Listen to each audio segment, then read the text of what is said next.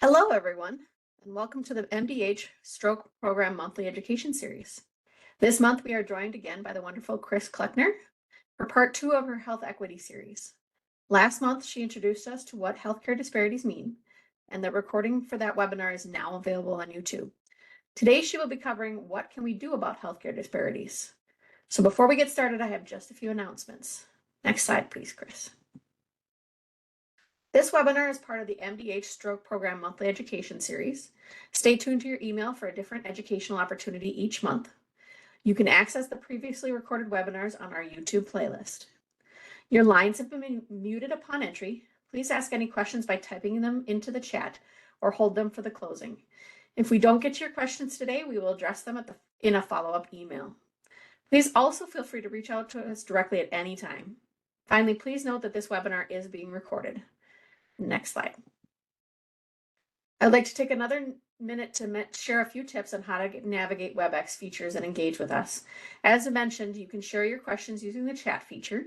To do this, please click on the chat bubble icon, click everyone, and type your question or comment and click enter. Next slide.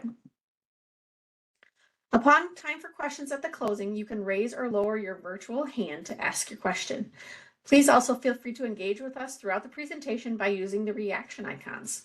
Select the emoji bubble as shown on the slide here, and we would love for you to join with us in the chat. Next slide. I just have a few quick program announcements. 2023 was an exciting year for the MDH program. This year marks the 10-year anniversary of the stroke system legislation. Congratulations and thank you for all your contributions and participations in the stroke system of care over the last decade. The 4th round of acute stroke-ready hospital designation has begun. If you are unsure of when you are up for designation, please contact Michelle Gray-Ansari. The 2023 Hospital and EMS Stroke Quality Improvement Award season is currently open. Please visit our website for more information or contact our team. Please also continue notifying us of any program contact info changes. And with that, I'm going to turn it over to Chris. Thank you, Chris.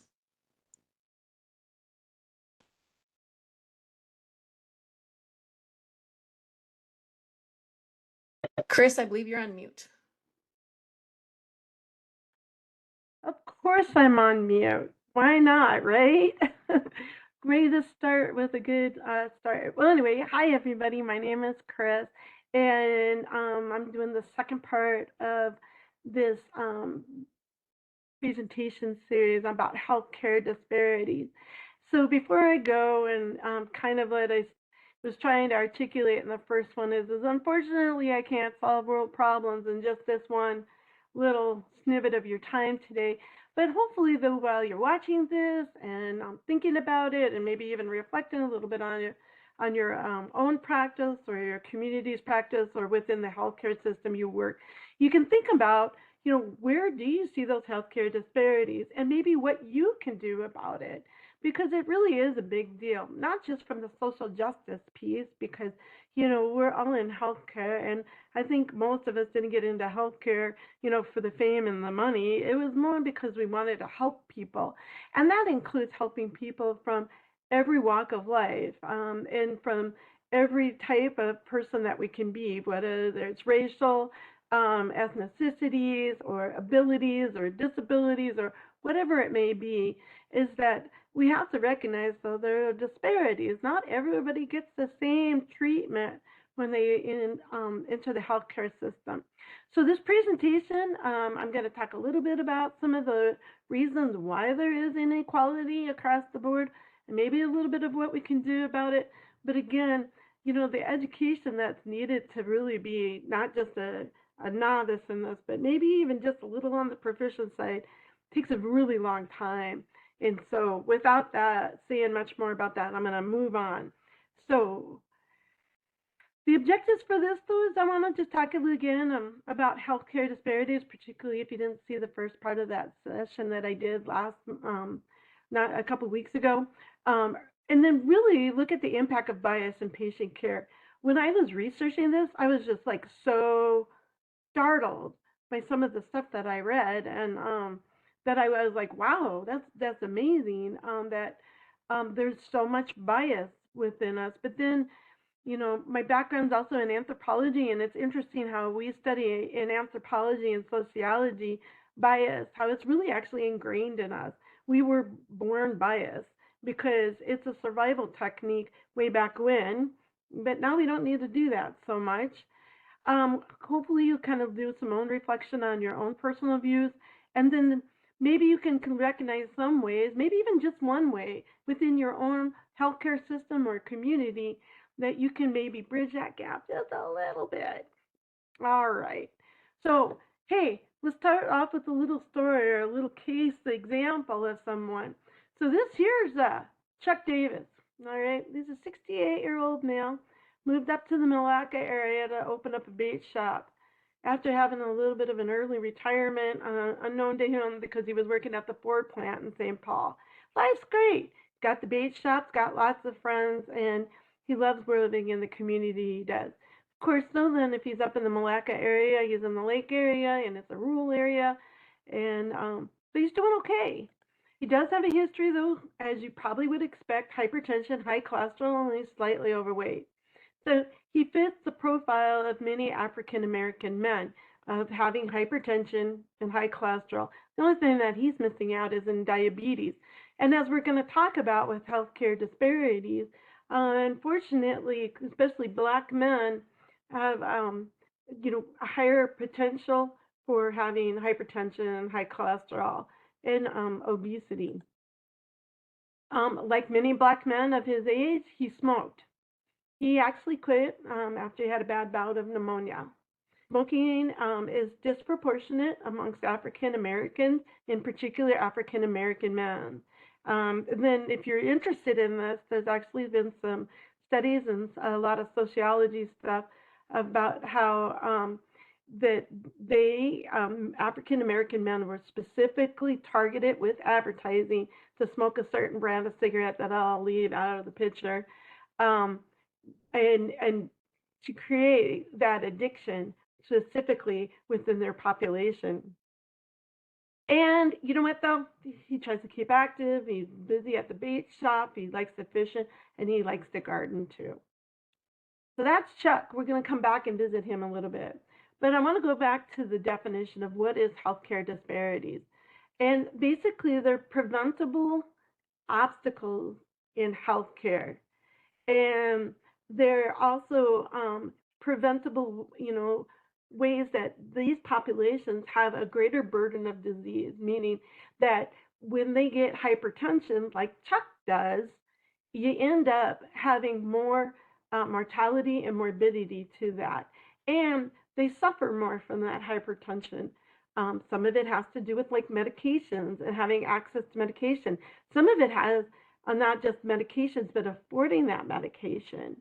And other things of that they create disadvantages because of who you are, what race you are, what ethnicity you are, what your ability is, and your age, and other things like that. So, obviously, then let's talk about health equality or equity. So, equality is when everybody gets the same, but equity is different. Equity, as you see in this picture here, is getting that everybody gets the same level of care. And that means that we have to not just look at the equality and making sure everybody gets the same care, but some people are going to need a little bit more than the other person is. And that's why I like this picture, and hopefully you can see my mouse. In particular, you notice like the person who appears to be African American or Black, that person needs a little bit higher stepping stone or a platform to reach that far than, say, oppose, this person who appears to be like a white woman. And then like the person who has ability challenges that's in a wheelchair, they need even more. I mean, think about it, what it takes for somebody in a wheelchair to get health care, and get access to it. And then it may require metro mobility. But if you live in a rural area and you're in a wheelchair, you're going to have to rely on friends or other means of transportation than public transport. So this is a nice, I think, visual of what equity is and how How can we change it that everybody's at the same level, not giving them the same thing, but rather meeting their needs so they get the same care? So, where is the inequality in healthcare? Well, there are 6 different areas in where we can see inequality happening. And the first one I want to point out is mortality. And when you think about people dying based on disparities in healthcare, you're looking at cost. And like I did this in the presentation before, of productivity and the economics of having people die. One of the things, if you've been following like with COVID and such, we're actually suffering from the amount of people who died during COVID with staffing and other things like that. We think part of it has to do with, everybody's, quitting or going to new jobs, but we also have to look at the impact of how many people we lost to COVID. In particular, racial minorities. That was a huge economic cost to us. And it also affected the productivity that in turn, affect our economics. But again, I'm going to go back to the slide here and talk about mortality. People of racial minority are more likely to die from health-related issues than whites. As in, somebody who is Black or an African-American woman is 2.6 times more likely to die in pregnancy than white women. And we have some of the highest infant mortality rates for an industrial nation. And in fact, there are some third world nations that have higher infant expectancies, or that the infants live longer than they do in the United States, that are African. There are some African cultures that have less infant mortality than we do in the United States. And I'm going to point out something from recent media. How many of you guys know Tanya Bowie? She's an Olympian, and she died at 38 weeks pregnant in childbirth due to eclampsia. There's somebody that this shouldn't have happened to, but it did. Other things that are tied to healthcare disparities or health inequalities, both of them are too, is again life expectancy. If you are white and a white male right now, your life expectancy is 76.6%. Is the average life for a white woman is around 80.3. But if you are a Black man, your life expectancy is around 70, and a white woman, a Black woman is around 72. That's a huge gap. So, again, that burden of disease, that, they just don't get diagnosed with hypertension, but because they can't afford the medication, then the hypertension will then start causing renal failure or heart disease, and, so forth and so on. Mental health is another big issue that we don't talk about, but there's a huge gap in inequality with mental health. So for instance, those of you who are probably up in the northern areas, you understand this, or those of you who work in the inner city of Minneapolis, Native Americans have the highest suicide rate, and in particular, that suicide rate is within the teens and early adulthood. So we're losing Native American children and young adults, and that's the next generation that will be producing the generation after that.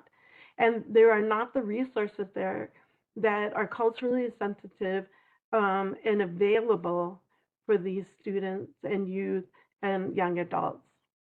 We also have those who are uninsured and underinsured. And then, of course, there's the lack of access to care.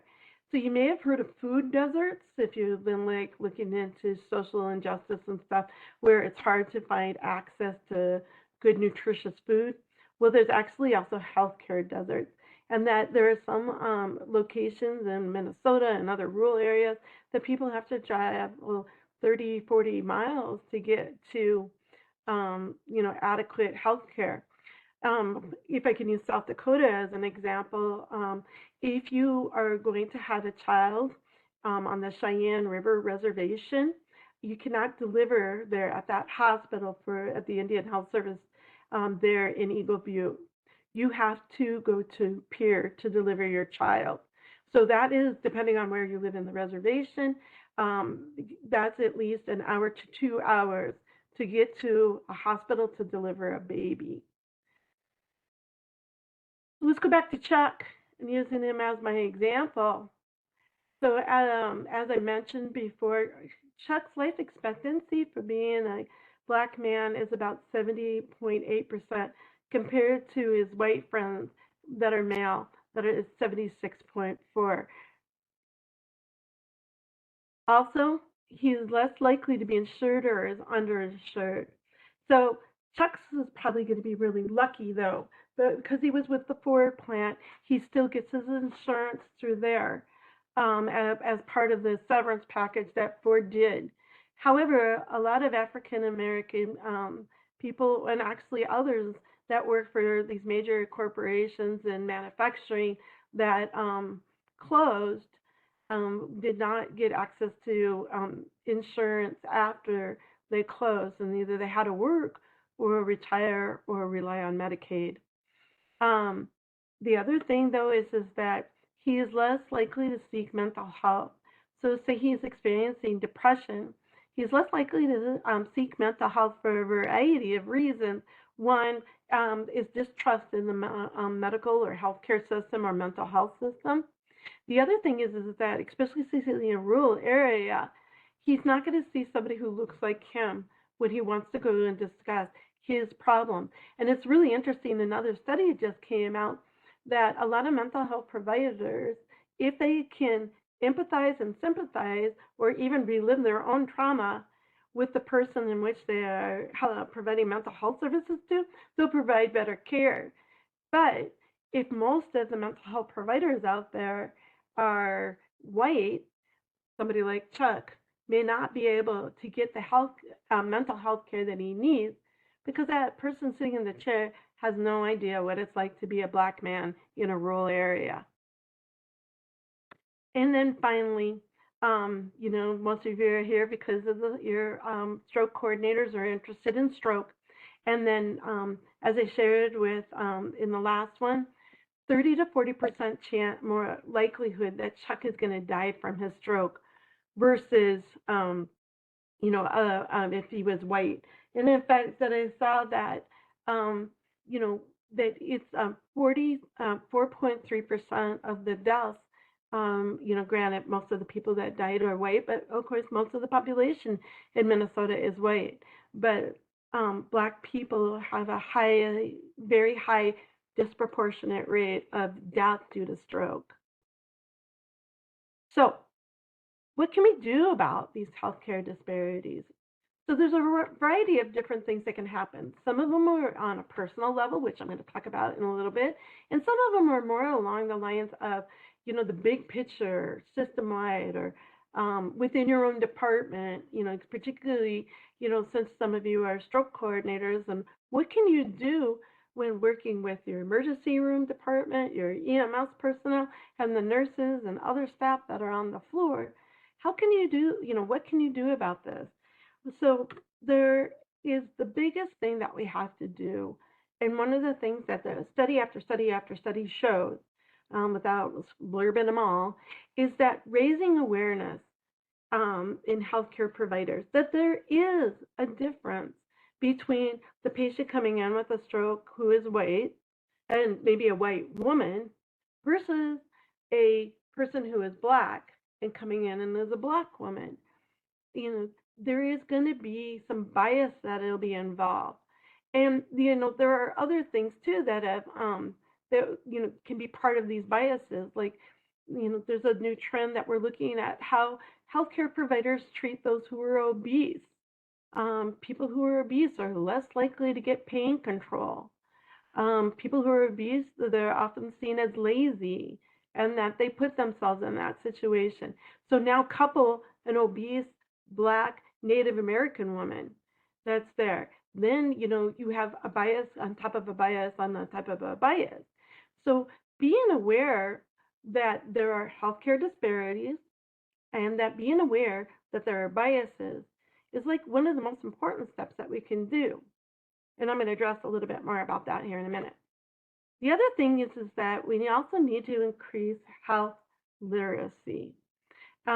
This is something that we may not think about as much in in our roles, especially if you're a stroke coordinator, but this is something that actually is a trend across the United States. And unfortunately, thanks to social media, health literacy is actually decreased rather than increased. You would think that now that we have, so much access to knowledge and good knowledge, that people would be increasing their health literacy, but nay, they are not.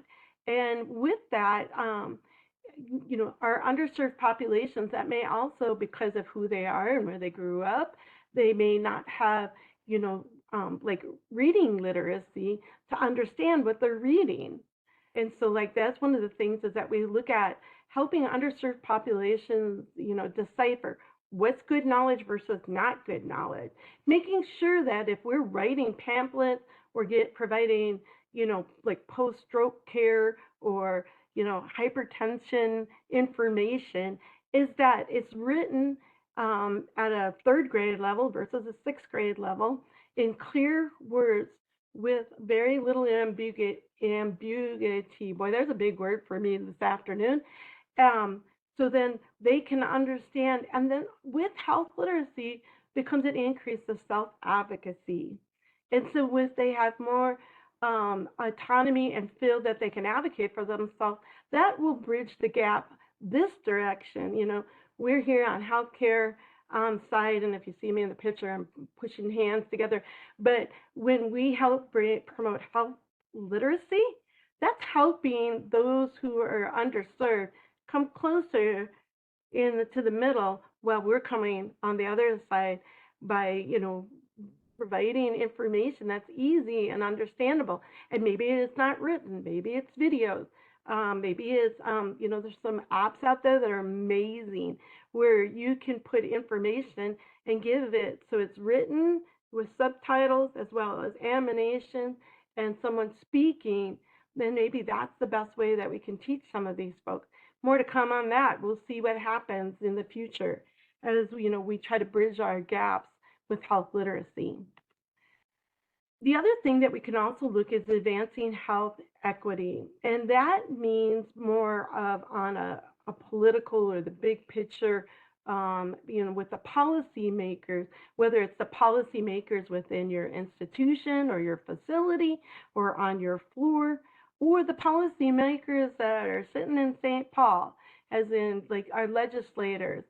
And those policymakers also don't have to necessarily be within our own, I want to say wheelhouse, but maybe we also should be reaching out to like insurance companies. We're talking with the people at Medicare and Medicaid because we have to look at how can we bridge those gaps within those policies too. I thought it was so interesting, and maybe those of you guys that work in the emergency room, that Medicaid will not pay for an urgent care visit. I don't know if that's changed, but I one time had a poor client that sat there for 4 hours because he had an earache, and the mom had to come by bus to be there and sit with this child with an earache. And I said, "Why didn't you go to urgent care?" And she said, "Well, Medicaid won't pay for an urgent care." Isn't that crazy? But we could have, and so think about that. She was willing to do that and sit there so her child could get an ear infection treated. But think about those people who may not have the money for the bus or may not understand that, getting, ears checked is an important thing and so forth and so on. So we could also look at communities and looking at the equity. This is like looking at providing space for a clinic. Maybe the community will help pay for that space. I know in some rural areas, like for instance in Nebraska, that there is a health care system that is working with local communities, taking over abandoned buildings, and for some little, we'll give a little of this and you give a little of that. They're providing space for providers to come in so people don't have to travel such a distance, and they rotate through, what days they're there and not. All right, so what else can be done? Well, and then it goes back to this, providing more resources. So as I just mentioned, some smaller communities are reaching out to, um, providers and saying, hey, we need you. And so as a way of doing that, then they have those more resources. In particular, like in underserved areas. I'm not sure if you guys have been watching the news, but a major plant in Wilmore is going to be closing.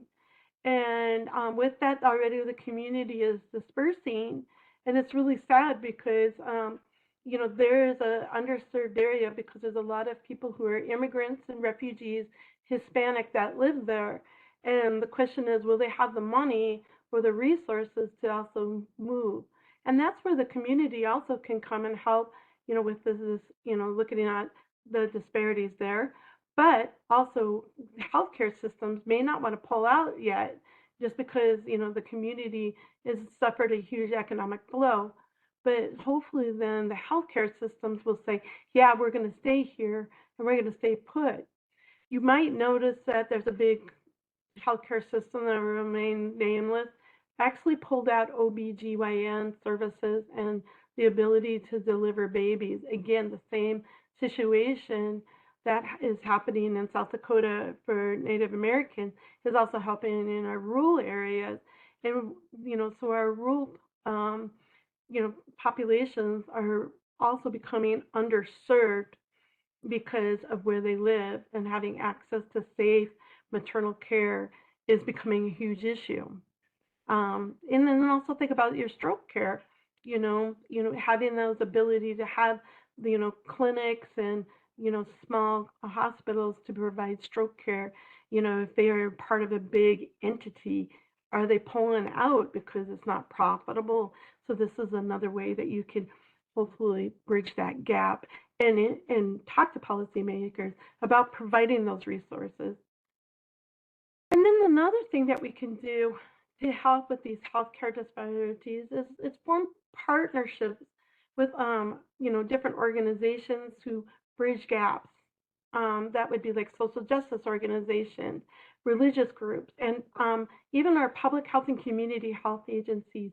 So if you're a stroke coordinator and you're interested in trying to bridge that gap, for, like, say if you're in a rural area and bridging the gap with stroke care, because like I looked at the statistics, and the statistics are better for you know surviving the stroke in the major metropolitan areas versus if you're in a rural area. I think it was like 40.9% versus 50.3 in the very, very rural areas. So, this is where maybe we can be partnering with our public health and community health agencies. What that looks like, I don't know, but you would know because of where you live. You know what resources you have. You know maybe where the gaps are. Maybe it's health literacy, working with your public health or community health agencies to get the word out more about what's available for stroke. I know that there is one county out there that it has been trying to bridge that, working with the public health department as well as the hospital system to bridge their gaps in inequality and equity due to stroke.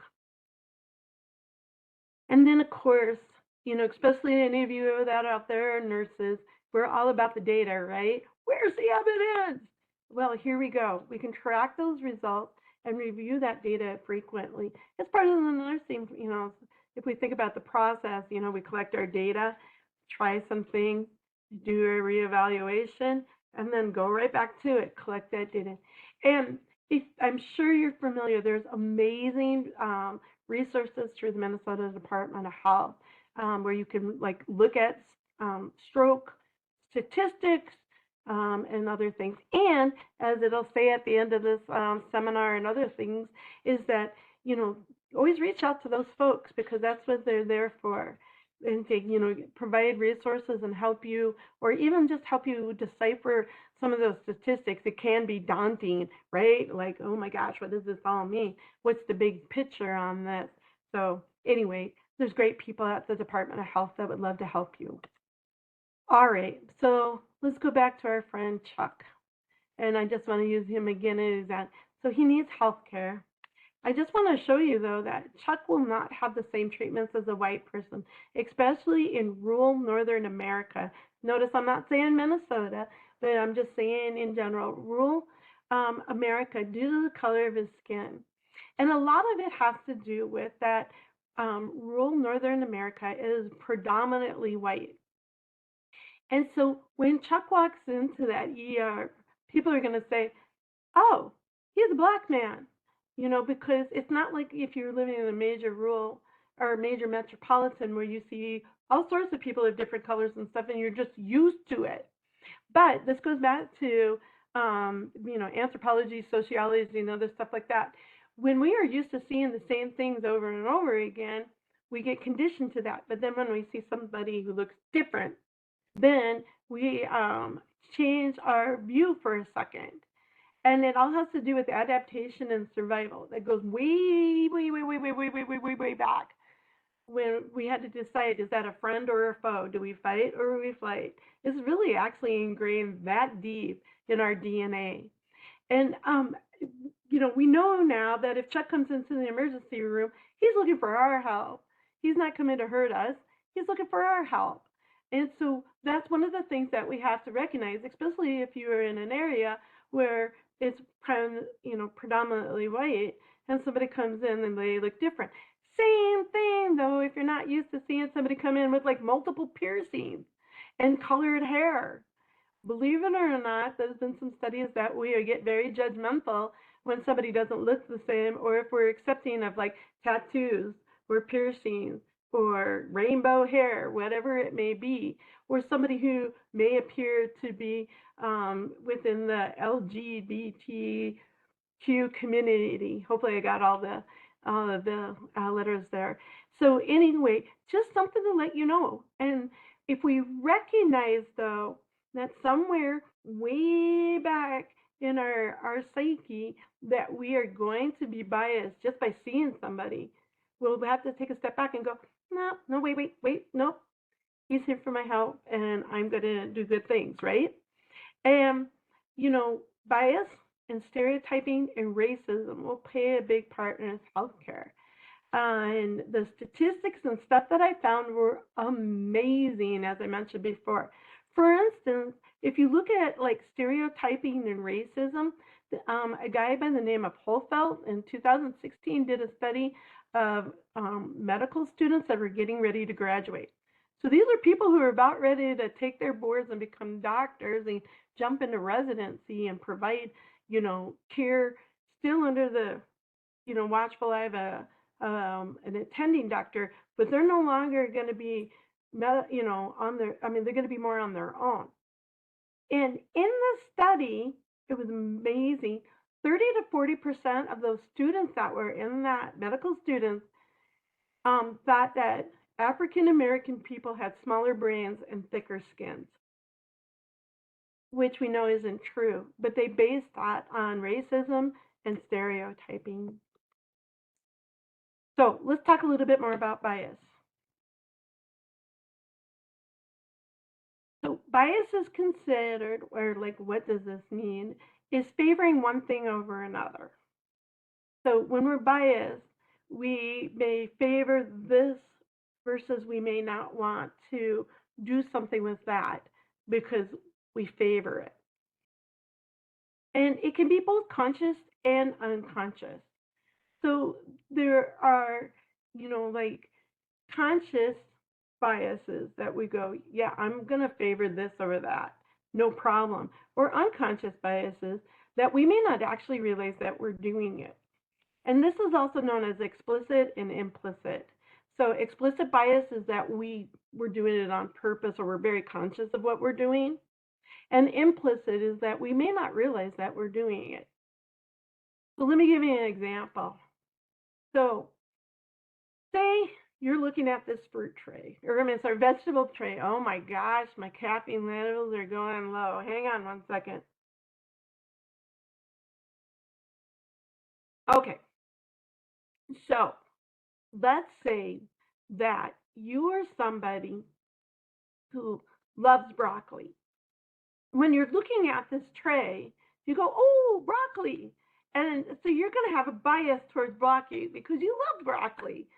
And while you may have never had cauliflower, if you notice, and hopefully you can see in my mouse, is that broccoli and cauliflower kind of look together. And so you're like, I like cauliflower too, even though you've never had cauliflower.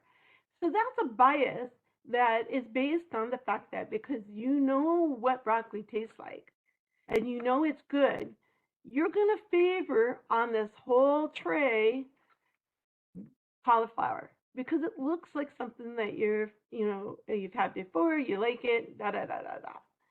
And you may also decide that I like tomatoes too, but I'm not really sure if I want to try tomatoes. But since you like broccoli, but you see, what are these long stringy things? Those are peppers, right? And you've never had a pepper before, and you're suspicious of peppers because it doesn't look like broccoli. And so I'm using this because I don't want to create any sort of problem with, sounding racist or using any other type of areas and where we can be biases, but maybe you can kind of follow along what I'm talking about. And then there's the thing of like, say, you don't like tomatoes whatsoever, and then you're not going to try them, you don't want to like them, any of that. And that's a problem because, maybe you need to get to like tomatoes or maybe even just try them. And then you can actually say to yourself, yeah, I don't like tomatoes. Or maybe have a couple and another and another. And maybe eventually you'll find that you actually like tomatoes. So I'm going to move on to talking about biases and stereotyping. So again, I just want to point out, though, no matter how you try, you're going to have biases and you're going to stereotype. In particular, if you have never had that experience. So let's say you hate broccoli, all right? And somebody puts a plate of cauliflower on it. You're not going to try it because it looks like broccoli and it's going to taste like broccoli. And, you've got a stereotype that broccoli is yucky, and that means the cauliflower is as well. And so the stereotype is that cauliflower is going to taste like broccoli based on what it looks like. And again, we all have biases, and even though we're born in this world without biases, biases are learned and are reinforced. But we also have those biases. I shouldn't have said that. We are born with biases that are innate and in our psyche and in somewhere built in our DNA, but also we learn biases as well. So I've been rambling about stereotyping, but again, if you have stereotyping is basically you automatically assume someone has certain behaviors and characteristics based on their appearances and other features. So maybe you've seen like on TikTok or social media, there's like a doctor who he's wearing his lab coat and long sleeves, and he has his hair nice and neat and everything. But then he's got another picture of what he looks like when he's not at work, where he puts in his piercings, he's got tattoos to here and other stuff like that. And, we make this assumption if seeing him there that he's probably a wonderful doctor, but if he showed up to treat patients with his tattoos and piercings, people will stereotype that he doesn't know what he's doing. I got another great example for you. So I don't know if you know this fellow, but his name is Jimmy Cho, and he is a South Korean comedian. I'm not showing the video because there's copyright issues, but if you want to go and catch it, this screenshot's from an 8-minute video. He's so funny because he was born and raised in Nashville, Tennessee. And he talks about how people stereotype him. Like when he went to college, somebody says, I thought you'd be smarter. And he's like, I didn't realize as an Asian I was supposed to be smart. And probably his funniest line is that he goes to South Korea to learn about his roots and visit family that were over there. He's standing on a street corner. An American couple comes up to him and they talk really slow and loud because, you know, we do that when we think people can't understand our language. And they're like, do you know where, you know, XXX is? And he goes, oh, hell no, I just got here myself, you know, and it was like totally blow these people in mind because they assume by who he looks like that he would be Asian or Korean and speak the language and stuff. So let's talk about biases in healthcare. So biases in healthcare actually really impact healthcare and promote those healthcare disparities. And so it impairs diagnosis and treatment. As I mentioned, you know, some of the areas of healthcare disparities are with those who are obese. And obese women in particular are less likely to get pain under control because of the biases that healthcare providers had against obesity, and in particular women. Women are oftentimes also undertreated and underdiagnosed in most of what they are ever, you know, a common diagnosis they get for their health complaints is they have anxiety. And then it turns out it wasn't anxiety, it was cancer, or it was endometriosis, or other things like that, which is really sad. But they're, especially male providers, male white providers, when women come in the door with complaints and complaints about pain, that they're oftentimes leave the clinic with a diagnosis of anxiety when it isn't really the truth. It also affects healthcare literacy. So don't think about what I just said a little bit ago.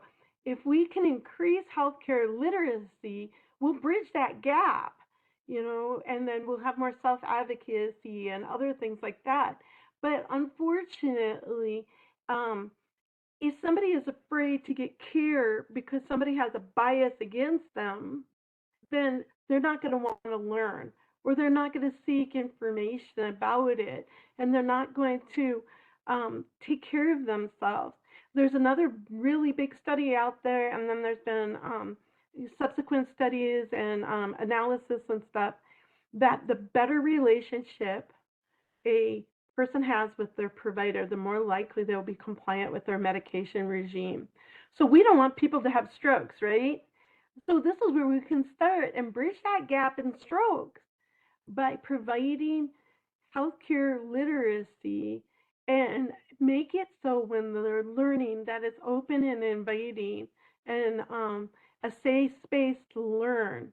But if that person who's learning feels there is a bias against them, they're not going to learn. And then also biases create gaps in resources. So if those policymakers have biases and they don't want to invest in, like, say, a healthcare desert and like leave a clinic, you know, that will serve an underserved population, then there's going to be those gaps in resources. And you know, there's been countless incidences and such where policymakers purposely will not put in resources because that's a population that they have a bias against. And I can give examples if you'd like, but I think if you Google, you'll find a lot. And it's actually heartbreaking to me as somebody who went into healthcare because I want to care for people, and to understand that people are purposely avoiding providing resources to underserved communities based on the color of their skin. A lot of it has to do with poverty too, which poverty and skin color goes hand in hand, that they don't want to put the resources there. So, all right. So what else can we do about biases? So start with yourself. Recognize that you have a bias and recognize it when it pops up. And like, am I getting, like, say, irritated with this person because of who they are? Or is it because of their behavior? Or is it because I am interpreting their behaviors and I'm stereotyping and I have a bias and I need to stop that? So that's one of the first ways that we can recognize a bias. So for instance, if a patient comes in and they have their broccoli, okay? So they're broccoli and I don't like broccoli. And I start getting irritated with them. They're hitting the call light too much. I don't believe the family when they're saying that their symptoms are this, this, and this. I think that person's doing that because they're seeking attention. But wait a minute, maybe I need to back up a little bit. And maybe because they're broccoli, and I know I don't like broccoli, I need to stop and say, okay, this is not because they're broccoli. This is something else, and I need to recognize that. All right. After you identify your biases, and this maybe just identify them as all you need to do right now. And then from there, you can consider the ways. So, some of you may have taken like culturally responsive healthcare and other things like that. And a lot of times that focuses on like, if you have a Jewish patient, they die on the Sabbath, you can't move the body. It's all about the, parts about that when it's always about the other cultures. It's outside of your lotus. And instead, though, there's been a trend now is that maybe we actually need to shift that lotus to us. And then how can we help those healthcare disparities? And we can also start with decreasing our own biases. So with decreasing biases, now I did say, talking about that is doing some culturally responsive practice. There's a lot of resources out there, including with the Minnesota Department of Health. And a new thing that's kind of been popping up on the horizon of healthcare is looking at trauma-sensitive practice, recognizing people come into healthcare with different traumas, like medical trauma. So say, a child that is born with a congenital abnormality and has to have surgery and hospitalizations and stuff, no matter how gentle we try to be, they're going to become wary of healthcare because healthcare means needles and pokes and other things like that. Or, for instance, say Chuck, way back when when he got diagnosed with hypertension, it was ignored, or he didn't have the money for it, or other things, and he has that trauma from trying to seek health care that he may have some issues with seeking health care going forward. And we may not recognize that there's trauma involved with, him seeking health care, and he may not be as compliant, or he may not want to come in, or he may not want to have his blood pressure checked because of past experiences where he wasn't treated so well. The other thing is that reach out to experts for help. Again, like I said, there's a lot of resources out there, both on a national, state, and you might even be surprised if you reach out to your public health or your community health clinics that there are those folks out there. And I'm not saying that your facility or other things have to spend a lot of money to have like a national speaker or other things, because some of the best, resources out there is through the state of Minnesota. We're actually one of the top departments of health for the resources that we provide. So, and then of course, educate. And notice that I didn't say educate your staff or anything.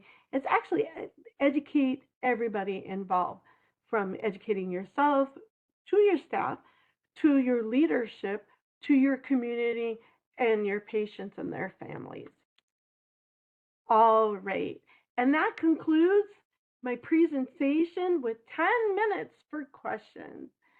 So I'm going to stop my share and ask if anybody has any questions. Thank you, Chris. If anybody has any questions, feel free to unmute your line and ask. Otherwise, you can also type it into the chat. Thanks for the clap. This could be a 5-month series, but those are just some of the basics. But I'm happy to answer any other questions you may have.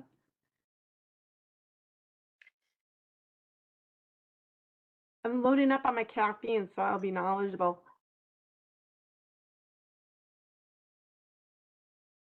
So Chris, I guess while we wait for questions here from others, is there any good resource for helping coordinators that want to start maybe providing the information to their staff like besides this webinar and our previous one? Is there one that you turn to quite a bit, or is there ones that you recommend that they can? There are so many out there. So I rely heavily on the Kaiser Foundation. So that was Okay. one of my resources that I had in there. The Kaiser Family Foundation is a nonprofit organization that looks heavily into healthcare disparities and such. So that's a great place to find education materials and also the latest research that's outside of, like, say, like the government. They can produce research with statistics and stuff faster than the government does, because we have a little bit more tedious process. But many of the people that are involved with their writing are, in the public health realm, or work for departments of health and such. So that's one place that I really enjoy using. Okay. I also rely on the National Institutes of Health, as well as the Center for Disease Control. There's a couple of different websites that I use for that. And then there are also courses out there that you can take that are free. And so perhaps what I could do is I could send that out and give you a link of resources for that. To at least think about how to be culturally responsible. There is also a ton of resources out there that you can do your own bias screen. You can screen yourself and see if maybe what your implicit bias is that you didn't know. And then finally, a lot of my training that I've done to get to this chair is working with the YWCA in Minneapolis. They had a grant, and it continues to be renewed, on working on not just social disparities, but also health disparities within the community they serve and outside of that. So they do wonderful things like teach children to swim that are from underserved areas, because drowning is the leading cause of death within racial minorities, particularly African American and Black children in Minnesota. And so that's one of the things that they do, is like provide swim lessons. But they also provide free seminars and webinars. And then though I don't know how much it costs, though, if you want to have them come in and do a detailed work with your system. Can the self-assessment bias be shared? The one that I did, no. The one that I did, like looking at one for this, it couldn't, but the one that I did for the YWCA, it was shared with my, I don't know what was the official thing he was called, but he was my partner, and it was a fellow with a psychology degree that led the group. And so I met with him and we went over my results. I did an inventory about biases and stereotypes and such. It was a pretty long inventory. It took me a while, but it was really good with the results that I got. And it showed me where my implicit biases were, as well as my conscious biases were. I was aware of my conscious biases, but I wasn't as aware of my implicit biases, and it was really eye-opening to me. Wonderful. Okay, awesome. Thanks, Chris. Anybody else have a question? Otherwise, I will have my colleague Mimi throw the link in the chat for the evaluation. Please feel free to click on that, and it will take you to the survey. Once you complete the survey, you will be provided with your 1 hour contact education credit. Yeah, and Merlina, hopefully I answered your question. Usually, with those self biases, they don't usually have you share them, but just so people will be more open to answering truthfully, because it was interesting what they shared with us with that YWCA session that I went through, is that people don't want to appear to have biases. and so they may not answer truthfully. Awesome. Thank you so much, Chris. I really appreciate you coming in for the last couple months and giving us a really in-depth look at healthcare disparities. I appreciate it. For those that are still on, please stay tuned for all our monthly educational opportunities. Please note that we will be taking a break in July, but we will be back in August. We've got an excellent lineup of education for the rest of the year. And thank you for everything that you guys do for the citizens of Minnesota. Thank you. Have a great rest of the day if there aren't any other questions. Thanks, Chris.